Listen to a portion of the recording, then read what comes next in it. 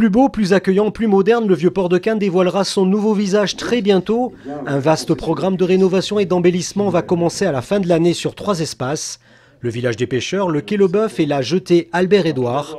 Des aménagements nécessaires pour ce port ancestral qui gardera son identité provençale. Aujourd'hui, l'objet, c'est de montrer le développement du port et il me tardait de pouvoir vous le montrer parce que je crois qu'on s'inscrit dans la durée et dans une vision d'un développement harmonieux du Vieux-Port sur un site totalement stratégique. Ces investissements qui vont être totalement autofinancés par l'exploitant du port, qui n'y aura pas d'argent du contribuable, c'est plus de 56 millions d'euros hors taxes, vont nous permettre de passer à une nouvelle étape de notre port, de créer, de végétaliser des espaces qui étaient bétonnés depuis plus d'un siècle, d'accueillir plus d'unités haut de gamme, mais aussi plus de pointus, et puis de répondre aux attentes des usagers.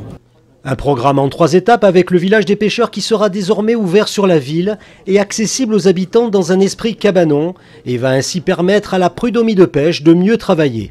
Le parking Leboeuf augmentera sa capacité de 25% avec 414 emplacements sur 3 niveaux et bénéficiera dans la continuité de la promenade Joséphine Becker et du square Leclerc d'un jardin paysager panoramique de 4500 m².